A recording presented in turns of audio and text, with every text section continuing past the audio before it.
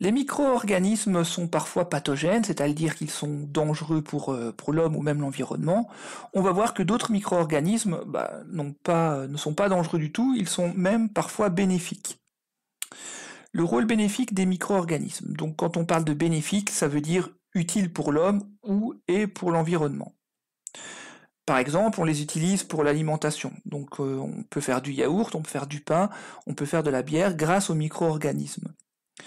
Certains peuvent être utilisés en biotechnologie, donc, par exemple pour produire des médicaments ou des hormones. D'autres vont être utilisés pour venir modifier directement l'ADN de cellules endommagées, donc on peut faire des thérapies grâce à ces micro-organismes. Ou alors ils vont être étudiés en recherche tout simplement comme modèle, donc au lieu d'étudier l'homme, on va étudier un micro-organisme qui lui ressemble ou qui contient certains gènes similaires. Ils ont un rôle également dans le recyclage de la matière, donc matière organique par exemple, donc qui permettent de dégrader la matière organique et de récupérer des éléments.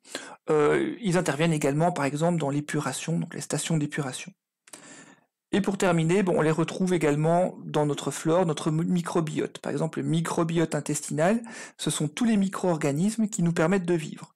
Donc il y a plus de micro-organismes dans notre corps que de cellules humaines. Donc ça c'est très important. Ils ont vraiment un rôle de protection de manière générale. Alors voici quelques exemples du rôle bénéfique de ces micro-organismes. Je les ai représentés ici par groupe, donc les virus, les bactéries, les champignons et les protistes. Alors au début, voici par exemple quelques exemples de virus. Donc les bactériophages, ce sont des virus qui viennent infecter les bactéries. Donc il faut savoir que beaucoup de bactéries deviennent résistantes aux antibiotiques.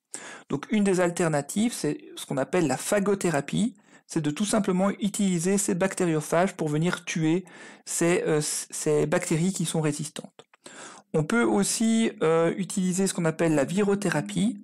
Donc là, on va utiliser le virus comme une petite machine pour venir à l'intérieur des cellules, dans le noyau, modifier le gène défectueux lorsqu'une cellule est malade, par exemple. Donc c'est le cas des lentivirus.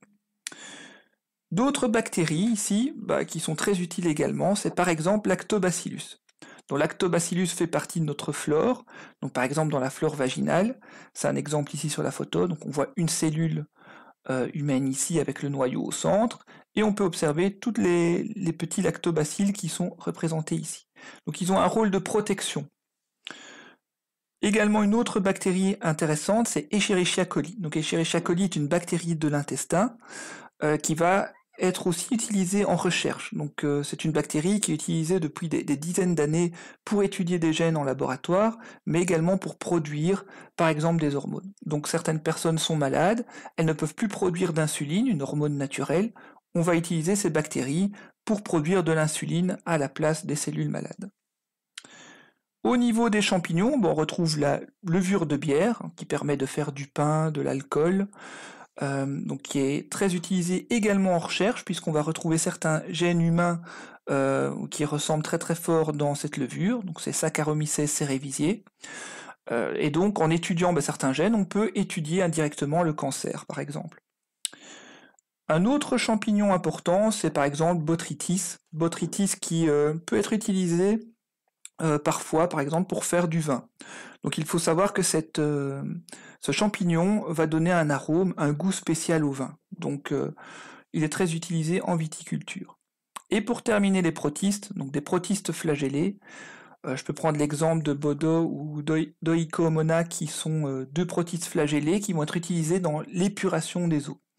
Donc lorsque de l'eau est polluée et contaminée, beaucoup de bactéries vont proliférer à l'intérieur. Donc ce qui va supprimer une partie de l'oxygène dedans et donc perturber tout l'écosystème. Ces protistes sont capables de se nourrir de ces bactéries et en résultat de récupérer un écosystème normal. Alors ce qu'il faut retenir, c'est que la majorité des micro-organismes sont sans danger, voire même bénéfiques pour l'homme. Ils sont très utiles à notre santé ou dans notre alimentation. Ils ont un rôle de recyclage dans l'environnement, que ce soit d'ailleurs dans les milieux marins ou dans les forêts. Et on les utilise beaucoup en recherche pour étudier des gènes ou produire des médicaments, des hormones, des enzymes.